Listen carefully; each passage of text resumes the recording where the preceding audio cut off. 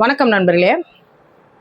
இன்னைக்கு சினதத்தி இருக்கார்ல, அவர் ஒப்பாரி வச்சு ஓஞ்ச வார்டு இல்லவோ.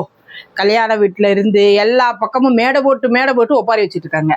இப்போ சமீபத்தில் குளத்தூரில் திருப்பியும் ஒரு மேடையை போட்டு ஒப்பாரி. அதில் இந்த சினதத்தி இருக்கு பத்தியா, அதை இப்போ புதுசாக என்ன சொல்லியிருக்கேன், எதிர்கட்சி தலைவரா. அட பாவமே, சட்டமன்றத்துக்கு வந்த சோதனை, இதெல்லாம் ஒரு எதிர்கட்சி தலைவர், ரைட்டு விடு. அது இப்போ அந்த ஒப்பாரியில் என்ன சொல்லியிருக்கு அப்படின்னா, நான் என்ன கவர்ச்சி காட்டியா வந்தேன் அப்படின்னு திருச்சியில் பேசுகிறாரு. ஆமாம், நீ கவர்ச்சி காட்டி தான் வந்த, வேற என்ன காட்டி வந்த அப்படின்னு சொல்லி சொல்லுது இந்த சினதத்தி. ஆமாம், அவர் கவர்ச்சி காட்டி வந்தார். அப்போ நீ என்ன காட்டுன, நீ என்ன கட்ட? எம்புட்டு இருக்குது ஆசை ஓ மேல, அதை காட்ட போறேன். அது என்ன பக்தி பாட்டா? அப்புறம் ஊரெல்லாம் உந்தன் பேரு நயன்தாரா, உன்னை பார்த்து வியந்தாரா அப்படின்னு பின்னாடியே சுத்துனியே, பால்டாயில் குடிச்சியே. அப்ப அதுக்கு பேரெல்லாம் கவர்ச்சி இல்லையா? அங்க சினிமால உன்னால சாதிக்க முடியல, காரி துப்பி அனுப்பிட்டாங்க.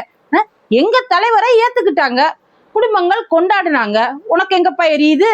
நீ என்ன அப்படியே பக்தி படத்துல சாயம் படத்துல நடிச்ச?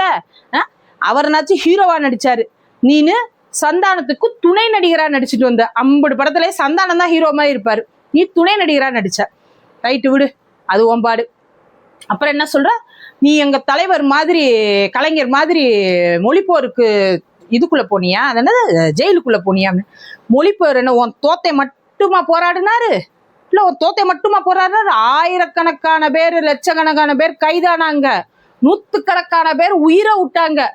கூட நின்னதுனால, எப்படி கூட நின்னதுனால உன் தாத்தா ஒரு சந்தர்ப்பவாதத்துல அண்ணா இறந்து போனாரு, உங்க தாத்தா முதலமைச்சர் ஆனார். என்ன, உன் தாத்தா மட்டும் போராடி தமிழுக்கு போராடி இங்க ஒன்றும் தமிழை தூக்கி நிப்பாட்டலை. அப்புறம் என்ன சொல்ற, எங்க தலைவர் எங்க அப்பா மாதிரி நீ என்ன மிசால உள்ள போனியா அப்படின்னு சொல்லி மிசாவை விசாரிச்ச ஒரு அதிகாரியே மிசால கைதான உங்க லிஸ்ட் இருக்கிற புக்கை தூக்கி போட்டு இதுல ஸ்டாலின் பேரே இல்லை, அவர் மிசால கைது ஆகல அப்படின்னு சொல்லிட்டு அந்த அதிகாரி பேட்டி கொடுத்துருக்காரு. அது இப்பயும் இருக்கு இணையத்துல, நீங்களும் போய் பாருங்க.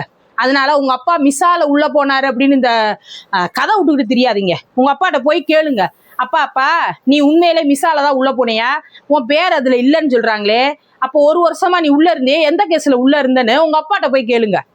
அண்ணா திமுகவை ஆரம்பிக்கல, தம்பிகளா வாங்க நம்ம ஒரு புது யுகம் உண்டு பண்ணுவோம், இப்படி இப்போ இருக்கிற ஆட்சி ஒரு நம்ம புது ரத்தம் பாய்ச்சணும் அரசியல்ல அப்படின்னு சொல்லிட்டு இளைஞர்கள் எல்லாம் ஒன்று கூடி போராடி ஆட்சிக்கு வந்தார்.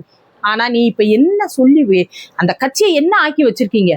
ஒருத்தி சொல்றான், ஜென்சி மீட்டிங் சொல்லி போட்டு அதுல சொல்றான், ஐ எம் ப்ரௌடு கொத்தூஸ். ஆமாண்டா, நான் 200 ரூபா ஊப்பி தாண்டா, நான் கொத்தடிமை தாண்டா அப்படின்னு சொல்லி சொல்ல வச்சு பழகி வச்சிருக்கீங்க. இது என்ன ஒரு மனோபாவம்? நான் ஆளணும், நீ பூரா கொத்தடிமையாயிரு. எங்க அப்பாவுக்கு கொத்தடிமையா இருந்தியா, என் தாத்தாவுக்கு கொத்தடிமையா இருந்தியா, இப்ப நீ எனக்கு கொத்தடிமையாரு, அடுத்து என் மகன் வருவான் அவனுக்கு நீ கொத்தடிமையாயிரு, அதையும் செய்யுங்க. இப்படி ஒரு கூட்டத்தை உருவாக்கி வச்சுக்கிட்டு நீ எல்லாம் எங்க கூட்டத்தை பத்தி என்ன சொல்ற, தற்கூரின்ற. கொத்தடிமையை விட தற்கூரி எவ்வளவோ பரவாயில்ல.